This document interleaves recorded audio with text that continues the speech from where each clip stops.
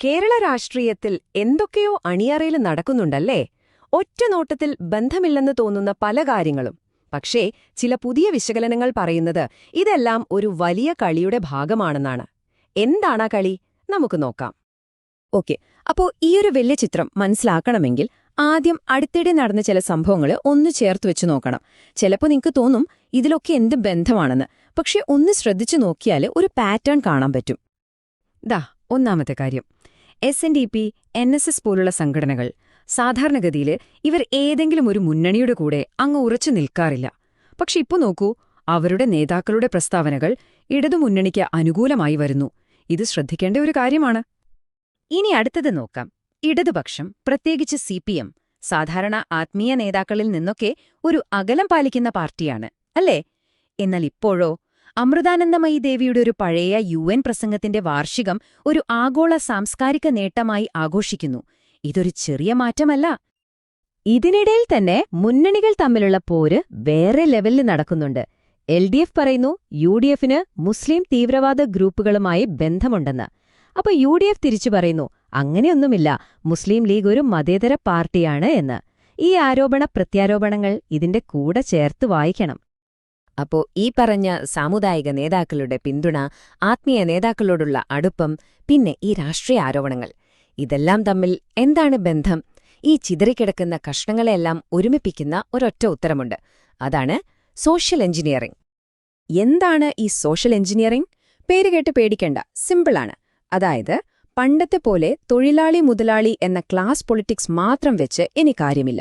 പകരം സമൂഹത്തിലെ ഓരോ ജാതി, മത, സാംസ്കാരിക ഗ്രൂപ്പുകളെയും തങ്ങളുടെ കൂടെ നിർത്തി ഒരു പുതിയ രാഷ്ട്രീയ അടിത്തറ ഉണ്ടാക്കുക. ഇതാണ് കളി. പഴയ വീഞ്ഞ് പുതിയ കുപ്പിയിൽ എന്ന് വേണമെങ്കിൽ പറയാം. ഇവിടെയാണ് LDFന്റെ ആ വലിയൊരു ഷിഫ്റ്റ് നമ്മൾ കാണുന്നത്. പണ്ടവരുടെ ഫോക്കസ് എന്തായിരുന്നു? വർഗരാഷ്ട്രീയം, തൊഴിലാളികൾ, കർഷകർ, ഇതായിരുന്നു അവരുടെ ബേസ്. പക്ഷെ പുതിയ LDF നോക്കൂ, അവരുടെ ശ്രദ്ധ സാമുദായിക സംഘടനകളുടെ അംഗീകാരം നേടുന്നതിലാണ്. ഒരു സോഫ്റ്റ് ഹിന്ദു സമീപനം സ്വീകരിക്കുന്നു.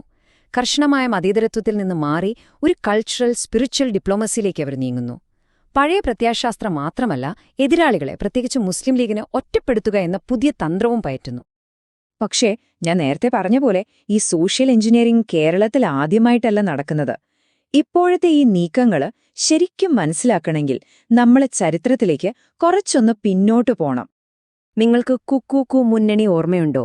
അതായത് ഒരു കാലത്ത് UDFന് ഒരു ക്രിസ്ത്യൻ മുസ്ലിം അച്ചുതണ്ടായിട്ടാണ് കണ്ടിരുന്നത്. LDF വളരെ തന്ത്രപരമായ ആ സഖ്യം പൊളിച്ചു. എങ്ങനെയാണെന്നോ, KM മാണിയെയും ബാലകൃഷ്ണ പിള്ളയും പോലുള്ള പ്രബലരായ നേതാക്കളെ ഇപ്പുറത്തേക്ക് കൊണ്ടുവന്നു. അതോടെ UDFന്റെ ആ ഒരു സോഷ്യൽ ബാലൻസ് ആകെ തകർന്നു. ഇന്ന് നടക്കുന്നതും ഏതാണ്ട് ഇതേപോലത്തെ ഒരു കളിയാണ്. അന്ന് ക്രിസ്ത്യൻ നേതാക്കളെ ആയിരുന്നെങ്കിൽ ഇന്ന് SNDP, NSS, പിന്നെ ആത്മീയ നേതാക്കളുടെ പിന്തുണ, ഇതെല്ലാം ഉപയോഗിച്ച് മുസ്ലിം ലീഗിനെ ഒറ്റപ്പെടുത്തി UDFനെ ദുർബലമാക്കുക. അതേ പ്ലേബുക്ക്, പുതിയ കളിക്കാർ. ഓക്കെ, അപ്പോ പഴയ കളി നമുക്ക് മനസ്സിലായി. ഇനി നമുക്ക് വർത്തമാനകാലത്തേക്ക് വരാം. ഈ പുതിയ കളിക്കളത്തിൽ ഓരോരുത്തരും എങ്ങനെയാണ് കരുക്കൾ നീക്കുന്നതെന്ന് ഒന്ന് വിശദമായിട്ട് നോക്കാം. ഈ ടേബിൾ നോക്കിയാൽ സംഭവം ക്ലിയർ ആകും. ഒരു വശത്ത് LDF, അതായത് CPM. അവരുടെ നീക്കമെന്താ? NSS, SNDP എന്നിവരുമായി ഒരു മൃദുസഖ്യം, അമൃതപുരിയെപ്പോലുള്ള ആത്മീയ കേന്ദ്രങ്ങളെ കൂടെ നിർത്തുന്നു. ലക്ഷ്യം UDFന്റെ ഹിന്ദു വോട്ട് ബാങ്ക് തകർക്കുക. ഇനി UDF എന്ത് ചെയ്യുന്നു?